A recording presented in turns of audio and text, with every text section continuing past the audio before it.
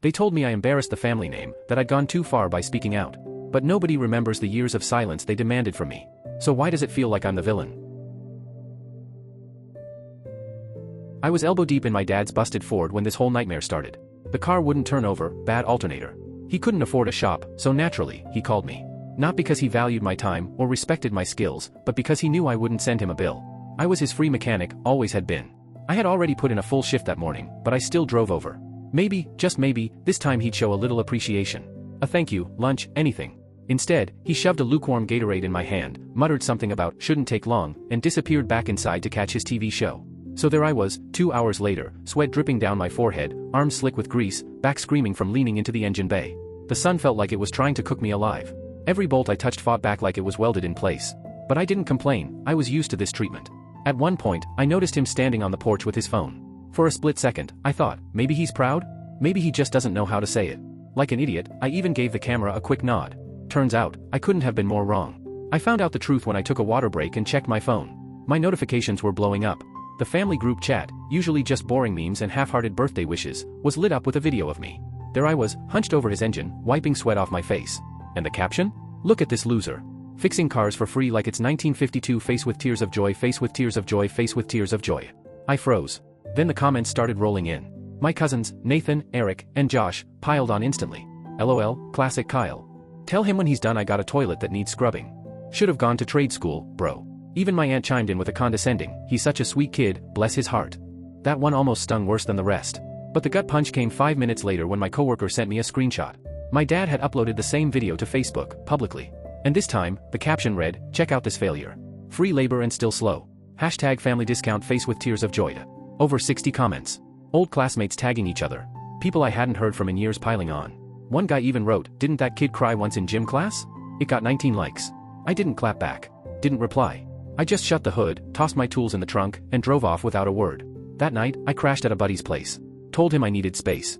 He didn't ask questions. By day 3, though, my phone was melting down. 30 missed calls. Voicemails ranging from my mom sobbing to my dad's quiet threats that escalated into full-on screaming. My cousins, suddenly all friendly in the group chat. Then a direct message from my uncle, Kyle, what did you do? Fix this now. What I did. They had no idea. They thought I was still the same kid who swallowed every insult at family cookouts. The one they mocked for playing mechanic and asked if I still lived out of my car. But they didn't know the truth. Because fixing cars wasn't just a side hobby anymore. For months, I'd been flipping vehicles, stacking cash. I'd filed paperwork, registered an LLC, lined up my own shop. In fact, 2 weeks before Dad's Ford broke down, I'd signed the papers to take over a retiring mechanic's garage. So when I pulled away from his driveway that night, I didn't just go to my friends. I went straight to my soon-to-be business. Stayed late. Called the old owner, asked if we could push the transfer through faster. He said yes, he liked my hustle. By the time my family's group chat was done roasting me, the deal was finalized. Keys in hand. And 3 days later? I hit upload. My own video, same style as my dad's, but filmed inside a clean, polished shop with a cherry red Mustang up on the lift behind me. I stared into the lens, calm. Some of you may have seen a video of me fixing a car for free. That was my dad's car. He didn't pay me. I didn't ask him to. But while he was busy laughing at me, I was busy building something. I stepped aside so the camera caught the whole shop, the license framed on the wall, the sign with the name, Free Labor Auto. Yeah, I leaned into the joke. Thanks for the free marketing, Dad. Then I smiled, just enough to make it clear, I wasn't mad. I was winning. 24 hours later, the post went viral. Comments, shares, DMs from strangers offering work and support. Other mechanics tagged me, local news reached out. My dad? He called me 7 times before noon, left 4 voicemails. Then he posted a pathetic status, some people are ungrateful. They twist things to make themselves look good. Family first, always. 5 pity likes. Suddenly, the same cousins who laughed at me were sliding into my inbox. Josh swore he didn't mean anything by it. Nathan reposted my shop announcement with fake hype. Eric dropped fire emojis in the comments like nothing had happened. Even my uncle, the one who ordered me to fix it, tagged me in a post, trying to sponsor a family car day at my garage. They were scrambling, desperate to get back in my good graces. But here's the thing, they had no idea I was just getting started. I let their texts and voicemails pile up like junk mail. Every ping, every buzz, I ignored it. I wanted to watch them squirm, to see how quickly the same people who mocked me would trip over themselves pretending they'd always been on my side. Then came the day my dad walked into my shop. I was halfway through an oil change on a customer Civic when I heard this sharp, rhythmic banging on the windshield. I looked up, and there he was, glaring in from the outside. His face looked like someone who'd just realized the ATM had eaten their last 20. I didn't move.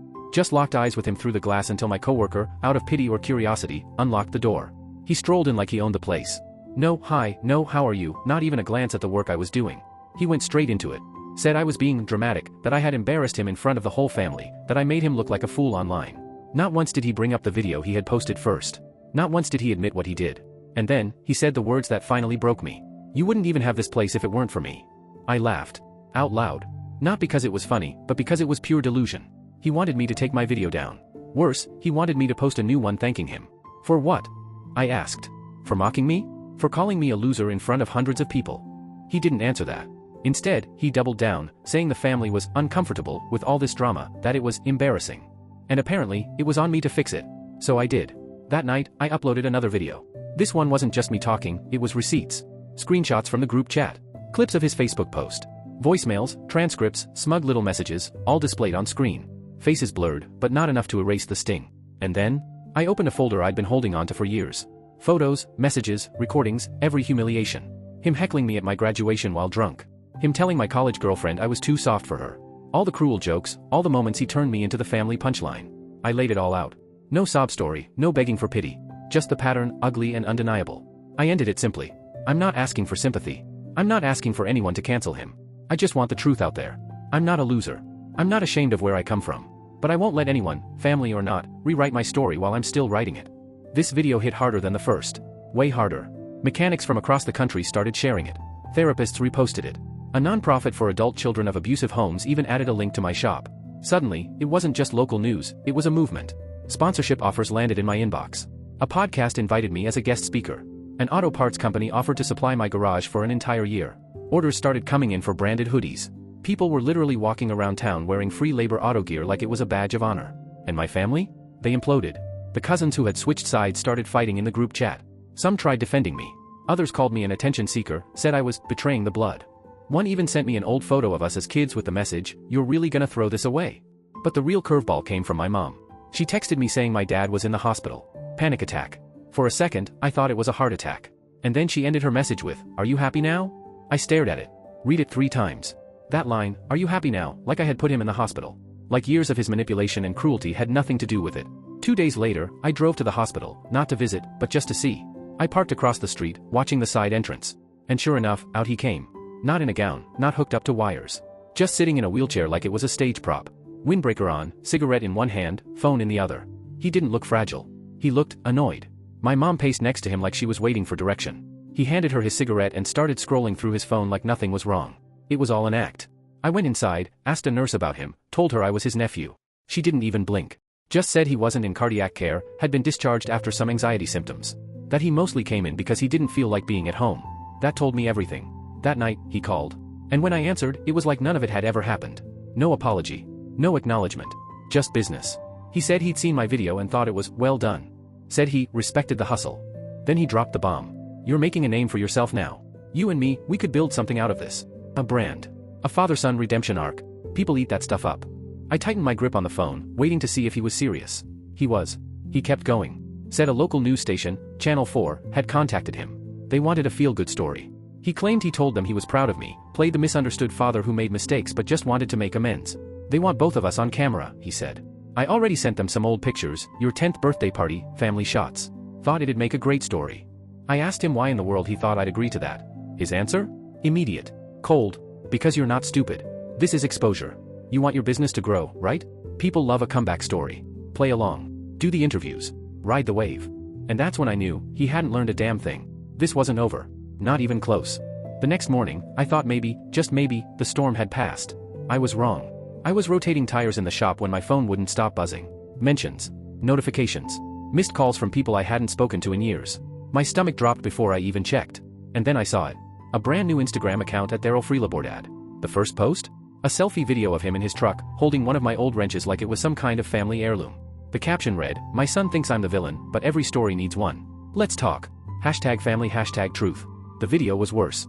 He sat there, calm as ever, talking straight into the camera. Said he only pushed me hard because he believed in me. That I'd always been sensitive but gifted. That parents sometimes mess up the delivery, but the intention is always love. He said he regretted how he said things, but not why. The comments? A circus. Half the people fawning over him, praising him as a misunderstood old-school dad. The other half ripping him apart. And he responded to every single one like it was his new full-time job. He wasn't panicking. He was pivoting. I just stared at my phone in disbelief. Because what he didn't know, what no one knew, was that every call, every voicemail, every manipulative little word he'd thrown at me since this started. I'd been recording all of it. Hours of audio. Crystal clear.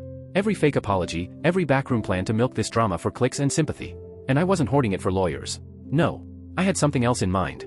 So I stayed silent. For a full week. Let him dig his own grave while he played TikTok dad. And boy, did he dig. More videos. More posts. One with him standing in front of his garage pretending it was my shop, saying, "This is where my boy got his first wrench." Another with old baby photos of me, overlaid with dramatic music and the caption, "I raised him tough." He may hate me now, but I prepared him for the world. It was sick. And worse, it was working. Comments poured in, people saying they wished their dad had been like him, calling me ungrateful. My name, my face, my business, it was all tied to his fantasy. It started bleeding into real life. A guy walked into my shop and asked if TikTok dad would be around for photos. A woman said she'd only book an appointment if the whole father-son redemption story was real. He was monetizing my pain, turning my life into his brand. So, I baited the hook. I sent him a text, been thinking, maybe we should talk. Maybe Channel 4 is the right move. He replied in minutes. All caps. Said he'd bring notes and content ideas. Called me, champ. I told him, early Saturday. Just us. Off the record. He showed up 15 minutes early, dressed sharper than I'd seen him in years. Polo tucked in, teeth looking freshly whitened. He strutted into the shop like it was his set. "Look at this place. My boy's really doing it." I didn't answer. Just pointed to the chair across from my desk. There was a folder waiting for him. He sat down, opened it. A contract, drafted by a lawyer buddy who owed me a favor. It stated in plain English that he was forbidden from using my name, my face, my business, or my story in any content. Ever. He couldn't even set foot in my shop without an invite. When he got to the last line, he laughed. "You're really gonna cut your own father out of the biggest moment of your life?" I didn't argue. I just pointed to the Bluetooth speaker behind me. The red light was blinking. He froze. "You're recording this?" "I've been recording everything," I told him. "Every call. Every voicemail. Every fake apology. Every plan you whispered in private. All stored. All backed up. Ready to drop." That's when he snapped. Called me paranoid. Called me a snake. And then, he dropped his bomb. "You think you're protecting yourself? You think this ends with your little shop? Channel 4 is already in. I gave them an interview yesterday. Told them how you cut me off. Told them you're unstable. That I'm worried about you." He leaned back, smirking. "You think I don't know how this game works? First one to cry, wins." And then, the back office door opened. In walked Jenna. And right behind her, Marcus. My old friend, the guy who helped me set up my LLC. He was holding his phone high, live streaming to thousands. Jenna's voice cut the air, "We've been listening the whole time." Marcus added, "You're done, Frank." For the first time, my dad's face went pale. His eyes darted around, calculating. But Jenna wasn't finished. She held up her own phone. She had texts. Weeks worth of messages where she pretended to be on his side, coaxing him into admitting things. She had the voicemail where he bragged about staging his hospital stay for sympathy. She had it all. And Marcus? His live stream was climbing, 12,000 people watching as my father's fake empire crumbled in real time. The title splashed across the feed, "The Real Story Behind Free Labor Auto, Exposing TikTok Dad." My dad shot up, face chalkwhite. Started screaming it was a setup, that we were betraying him, that the family would never forgive us. He stormed out of the shop, spitting threats about lawsuits. But we already knew, there would be no trial. No redemption arc. No father-son comeback story. He'd built a fantasy version of himself online. And now? The truth was out. Raw. Permanent. After he stormed out of my shop, slamming the door like a teenager denied his allowance, I just stood there. Silent. Jenna and Marcus didn't say a word either. No cheering, no high fives, no "we got him." Because it didn't feel like a win. It felt like scrubbing away rot that had been festering for years. Jenna stuck around a while longer. Helped me organize the files, double-check backups, make sure everything was secured. She didn't say much about the family, except one thing before she left: "They'll turn on you before they ever thank you." And she was right. By Monday, my inbox was already filling up. A message from my dad's sister saying I'd dragged the family name through the mud. Another from my cousin Nathan, claiming I'd taken things too far. The same people who laughed at me for fixing cars in the driveway were suddenly moral experts on forgiveness. Then Channel 4 called. I almost let it go to voicemail. But curiosity got me. I answered, ready to shut it down. The producer's voice surprised me. Calm. Direct. She said they'd seen the live stream. They'd seen the TikToks. And they were dropping the father-son redemption piece entirely. No feel-good comeback arc, no fake hug for the cameras. Instead, they wanted to pivot. A profile. On me. My shop. My story. The reality of cutting off toxic family ties in order to survive. No dad. No spin. Just truth. I told her I'd think about it. Later that day, I stared at my phone. Over 30 missed calls. Voicemails. Messages from strangers. Relatives. Even a local pastor telling me reconciliation was the Christian way forward. And that's when I decided to take the last step. I walked into a phone store, bought a new SIM card, and asked the clerk to wipe the old one completely clean. No backups. No contacts. No names. Just emptiness. When I walked out, my phone was mine again. Quiet. No buzzing. No guilt bombs disguised as family concern. That night, I stood outside my shop, looking at the new sign we'd just finished hanging. Bold letters. Clean. Sharp. Free labor auto. I snapped a photo and posted it with one simple line. Built out of disrespect. Running on peace. No comments allowed. No group chat updates. No dramatic goodbye speech. Just silence. And for the first time in my entire life, the noise was gone. No more fixing what they broke. Now, it's just me. And the work.